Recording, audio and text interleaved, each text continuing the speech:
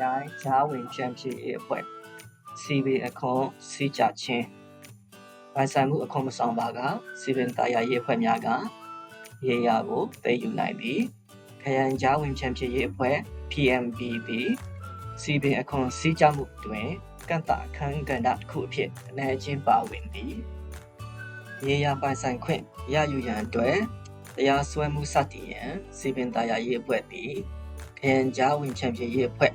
ထံမှခွင့်ပြုချက်ရရှိရမည်ဖြစ်သည်သို့သော6လသတိပေးချက်ပုံစံ C ကိုမဆောင်ရွက်မီနှစ်နှစ်အတွင်းအခွန်ပေးဆောင်ခြင်းမရှိသည့်အကဲဖြတ်တန်ဖိုး 18500 ထက်နည်းသောပိုင်ဆိုင်မှုများအတွက်ခရိုင်ကြားဝင်ဖြန့်ဖြေရေးအဖွဲ့ထံမှခွင့်ပြုချက်မလိုအပ်ပါ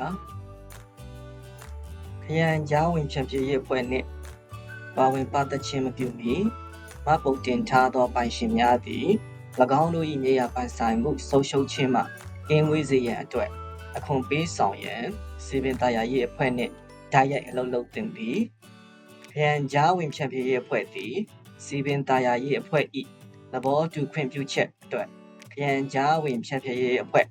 ကိုမကျင့်သုံးမီကာလအတွင်းအခန်းကဏ္ဍတစ်ခုအဖြစ်ပါဝင်ကျုံးဝင်ခြင်းမရှိသောကြောင့်ခရိုင်ကြားဝင်ဖြန့်ဖြေရေးအဖွဲ့သည်အကဲဖြတ်ခြင်းနှင့်ပတ်သက်သောအငြင်းပွားမှုများသို့မဟုတ်ပေးဆောင်ရမည့်အခွန်ပမာဏကိုသတ်မှတ်ရာတွင်လည်းပါဝင်ပတ်သက်ခြင်းမရှိပါခရိုင်ကြားဝင်ဖြန့်ဖြေရေးအဖွဲ့၏အခန်းကဏ္ဍမှာအခွန်ပြန်ဆရန်လစဉ်ငွေပေးချေမှုအစီအစဉ်ကိုသတ်မှတ်ရန်အတွက်မှတ်ပုံတင်ထားသောပိုင်ရှင်နှင့်လက်တွဲလှုပ်ဆောင်ရန်ဖြစ်သည်မှတ်ပုံတင်ထားသောပိုင်ရှင်ထံမှတုံ့ပြန်မှုမရရှိခဲ့ပါကအကျိုးစီးပွားသက်ဆိုင်သူများကိုအကြောင်းကြားပြီး၎င်းတို့၏အကျိုးစီးပွားကိုကာကွယ်ရန်အခွင့်အရေးပေးမည်ဖြစ်သည်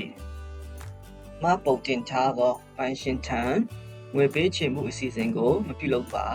သို့မဟုတ်ပုံမှန်ပေးဆခြင်းမရှိပါကအခွန်ပေးဆောင်ရန်အကျိုးစီးပွားနှင့်သက်ဆိုင်သူမရှိပါကခရိုင်ကြားဝင်ဖြန့်ဖြေရေးအဖွဲ့သည်စီပင်တရားရေးအဖွဲ့ထံသဘောတူညီချက်ထုတ်ပေးပြီးဖိုင်ကိုပိတ်လိုက်မည်ဖြစ်ပါသည်ဤအခြေအနေသို့ရောက်သွားခဲ့လျင်ဖိုင်သည်စီပင်တရားရေးအဖွဲ့လက်ထဲတွင်ရှိပြီးဖိုင်နှင့်ပတ်သက်သည့်စုံစမ်းမေးမြန်းမှုများကိုခရိုင်ကြားဝင်ဖြန့်ဖြေရေးအဖွဲ့မဟုတ်ဘဲစီပင်တရားရေးအဖွဲ့ထံပေးပို့ရမည်ဖြစ်သည်